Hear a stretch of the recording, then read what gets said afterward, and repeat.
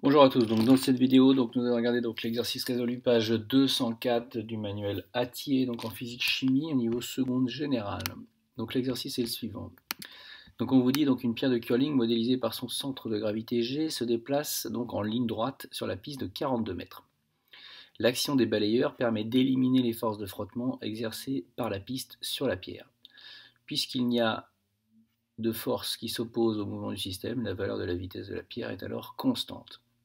On vous dit que la valeur du poids de la pierre, c'est P égale 200 newtons. Première question, que peut-on dire des forces qui s'exercent sur la pierre dans le référentiel terrestre? Alors, ensuite, on vous dit d'indiquer la nature du mouvement, aide, et puis d'exploiter le principe d'inertie. On vous dit que la trajectoire est une portion de droite et que la valeur de la vitesse est constante. Donc ça veut dire que le mouvement il est rectiligne uniforme. Donc si le mouvement est rectiligne uniforme, donc le vecteur vitesse de son centre de gravité ne varie pas. Donc d'après, ça c'est en gros lié au mouvement rectiligne uniforme. Donc d'après le principe d'inertie, et là c'est vraiment le mot important dans cet argumentaire, c'est-à-dire qu'en gros vous définissez le mouvement avec le vecteur, l'évolution du vecteur vitesse, vous dites ensuite d'après le principe d'inertie, les forces qui s'exercent sur la pierre se compensent. C'est important de citer le principe d'inertie.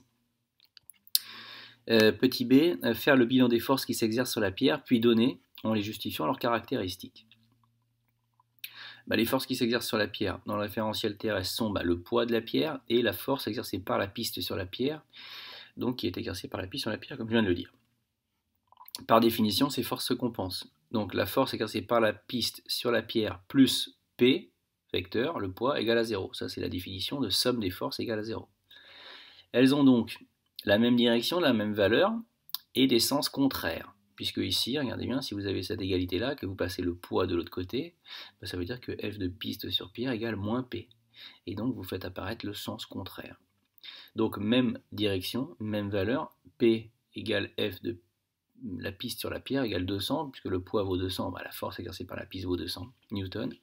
Et des forces contraires, le poids est orienté vers le bas, alors que la force exercée par la piste sur la pierre est orientée, bien entendu, lui, vers le haut. Que peut-on dire sur la nature du mouvement et le vecteur vitesse du centre de gravité de la pierre lorsque les balayeurs cessent leur action?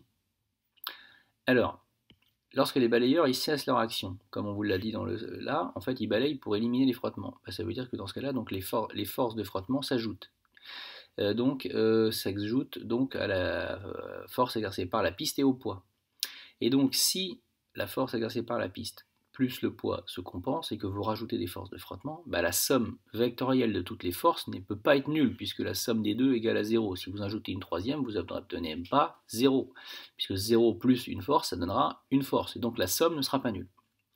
Donc d'après la contraposée du principe d'inertie, la pierre n'est pas en mouvement rectiligne uniforme. Donc le vecteur vitesse, lui, va donc varier. Donc, dans un sens, généralement, il va être soit accéléré, soit ralenti, mais en tout cas, ce que vous pouvez dire, c'est que le mouvement n'est pas rectiligne uniforme, et donc que le vecteur vitesse va varier.